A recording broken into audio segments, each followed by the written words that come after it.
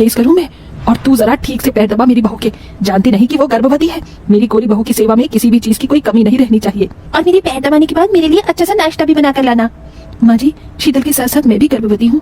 ऐसी हालत में मैं और कितना काम करूँ? माँ जी, सुबह से शाम तक गर्मी में काम कर करके मैं थक जाती हूँ। थोड़ी देर इसी में आराम कर लूँ मैं। ये तो तुझे मेरे बेटे को अपने प्यार के जाल में फंसाने से पहले सोचना चाहिए था। मैं तो मजबूर हूँ अपने बेटे के आगे, वरना तुझ जैसी काली को तो मैं अपने घर की नौकरानी भी न बनाऊं। माधवी के छोटे बेटे अजय ने दीपा जैसी काली लड़की से प्यार करके उससे शादी की थी। दीपा के काले रंग की वजह से माधवी उसे बिल्कुल भी पसंद नहीं करती थी। यहाँ तक कि जब माधवी की दोनों बहुएं प्रेग्नेंट थीं, तब भी माधवी सिर्फ अपनी गोरी बहू को ही चाहती थी। लेकिन फिर भी दीपा एक अच्छी बहू होने के सारे फर्ज निभाती है।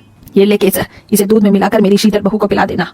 माधवी के दिए हुए केसर से दीपा शीतल के लिए दूध बनाती है और उसे उसके कमरे में देने के लिए जाती है। लेकिन दीपा देखती है कि शीतल गर्भवती अवस्था में भी कानों में भी हेडफोन लगाकर बर्गर खाते हुए अपने कमरे में डांस कर रही है। ओहो, कितना मजा आ रहा है ये। शीतल को ऐसी हालत में डांस करता देख दीपा उसके पास आती है और उसके कानों से हेडफोन निकाल देती है। शीतल, ये तुम क्या कर रही हो? ऐसी हालत में भला नाश्ता कौन है? और ये तुम क्या बाहर की चीज खा रही हो? पता है, छोड़ो इसे। तुम कौन होती हो मुझे ये सब बताने वाली? जितनी औकात है उतनी औकात में रहो। शीतल दीपा के हाथ से हेडफोन लेकर दोबारा डांस करना शुरू कर देती है, जिससे दीपा को काफी बुरा लगता है। अरे शीतल, कहाँ जा रही है? माँ जी, गर्मी का मौसम है ना, इसीलिए मैं स्विमिंग करने के लिए जा रही हूँ। बहू तो गर्भवती अवस्था में स्विमिंग कैसे कर सकती है? जानती भी है ये तेरे लिए कितना खतरनाक हो सकता है। ओहो माँ जी, अब आप भी मुझे ज्ञान देना शुरू मत कर देना। आप तो जानती है कि मुझे गर्मी बिल्कुल बर्दाश्त नहीं होती। अपनी सास की बात को न मानते हुए प्रेगनेंसी की हालत में भी शीतल गर्मी को दूर करने के लिए स्विमिंग पूल जाकर स्विमिंग करती है। वहीं दूसरी तरफ दीपा गर्मी में भी पसीना बहाकर गर्भवती अवस्था में सारे काम कर भगवान की पूजा पाठ करती है। ओम जय जगदीश हरे, स्वामी जय जगदीश हरे। भक्त जनों के संकट, दास जनों के संकट क्षण में दूर करे। ओम जय जगदीश हरे। हे भगवान, जिस तरह आपने आज तक मुझ पर अपनी दया दृष्टि रखी है, वैसे ही मेरे आने वाले बच्चे पर भी रखना और इसे कभी कोई तकलीफ नहीं होने देना। जहाँ शीतल अपने बच्चों का ध्यान न रखते हुए दिन रात पार्टी करती घूमती फिरती, वहीं दीपा अपने आने वाले बच्चों के लिए भगवान से प्रार्थना करके खुद का काफी अच्छे तरीके से ध्यान रखती है। वहीं घर की सारी जिम्मेदारियों को भी संभालती है।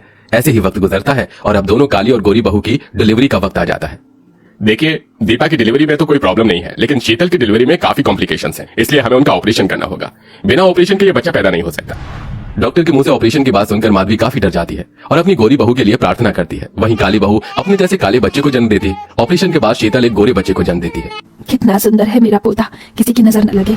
जल्दी से इसे काला टीका लगा देती हूँ, वरना पता चले इसे मेरी ही नजर लग गई है। अपनी गोरी बहू के बच्चे के जन्म पर शीतल पूरे अस्पताल में मिठाई बंटवाती है और अपने गोरे पोते को अपने सीने से लगाकर रखती है। लेकिन वहीं काली बहू के बच्चे को एक बार देखती भी नहीं है। हाँ यार, इस बार मैं पक्का पार्टी में आऊंगी। अब मैं रखती हूँ, मुझे ड्रेस भी तो डिसाइड करनी है। शीतल पार्टी में जाने के लिए ड्रेस सेलेक्ट करने लगती है कि तभी अचानक शीतल का बच्चा रोना शुरू कर देता है। ये बच्चा ना हो गया, कोई आफत हो गई। जब देखो रोता रहेगा। चुप कर, इस गर्मी लग रही है, इसे एसी की ठंडी हवा में लिटा देती हूँ, अपने आप चुप हो जाएगा। अपने बच्चे को चुप कराने की बजाय शीतल उसे एसी की ठंडी हवा में छोड़कर चली जाती है। शीतल के बच्चे को जुकाम हो जाता है और वो नन्ही सी जान रात भर चलता रहता है। क्या हुआ मेरे मुन्नी को? क्यों रो रहा है मेरा मुन्ना? लगता है मेरे मुन्नी को भूख लगी है। गर्मी भी कितनी हो गई है, लेकिन अगर मैं मुन्नी को एसी में ले जाऊंगी तो उसकी तबीयत खराब हो जाएगी। दीपा गर्मी में भी पंखे के नीचे बैठकर अपने बच्चे को दूध पिलाने लगती है और साथ ही साथ उसे लोरी भी गाकर सुनाती है। चंदा है तो मेरा सूरज है तो, ओ मेरी आंखों का तारा है तो। जहाँ डिलीवरी के बाद शीतल हमेशा पार्टी, घूमने फिरने और अपनी लाइफ को एंजॉय करने में लगी रहती, वहीं दीपा घर संभालने के साथ साथ गर्मी में अपने बच्चों का भी काफी अच्छे से ख्याल रखती है। शीतल बहू, तेरा बच्चा कब से रो रहा है, उसे दूध पिला। देख कैसे उसके होठ सूख गए हैं। माँ जी, मैं इसे दूध पिलाकर अपना फिगर खराब नहीं कर सकती। वैसे ही प्रेगनेंसी में मेरा फिगर काफी खराब हो चुका है। शीतल का ऐसा जवाब सुनकर माधवी खुद बच्चे को गोद में उठाकर उसे चुप कराने लगती है, लेकिन बच्चा चुप होने का नाम ही नहीं लेता। बच्चे के रोने की आवाज सुनकर दीपा माधवी के पास आती है। माँ जी, ये शीतल का बच्चा इतना रो क्यों रहा है? लगता है इसे भूख लग रही है। लाइए इसे मुझे दीजिए। दीपा माधुरी से शीतल का बच्चा लेकर उसे बिल्कुल अपने बच्चों की तरह ही प्यार करके अपना दूध पिलाती है। दीपा का दूध भी शीतल का बच्चा बिल्कुल शांत होकर आराम से पीकर सो जाता है। ये लीजिए माँ जी, मुन्ना तो सो गया, अब ये शाम से पहले नहीं उठने वाला। अपना बच्चा ना होते हुए भी दीपा को शीतल के बच्चे का पाना, दूध पिलाता देख माधवी मन ही मन बहुत खुश होती है और ऐसे कुछ दिन गुजर जाते हैं। मेरा प्यारा मुन्ना माँ के हाथों से मालिश करवाकर अच्छा लग रहा है ना? पता है, देसी घी से मालिश करने से मेरा मुन्ना बड़ा होकर बहुत ताकतवर बनेगा। दीपा अपने बच्चे को देसी घी से मालिश कर रही होती है कि तभी शीतल के बच्चे को लिए माधवी ले आती है। अरे माँ जी, आप मुन्ने के साथ, और ये क्या, आपके चेहरे पर इतनी परेशानी क्यों है? परेशान ना हो तो क्या करूं? इसे तो बिल्कुल भी अपने बच्चों की फिक्र ही नहीं है। ना तो इसे दूध पिलाती और ना ही इसकी मालिश करती। देख क्या हालत हो गई है। गर्मी की वजह से इसके शरीर पर दाने भी निकल आए हैं। इसकी माँ तो उसे पाउडर तक नहीं लगाती है। माँ जी, आप इतना परेशान क्यों हो रही हैं? आप इसे मुझे दीजिए।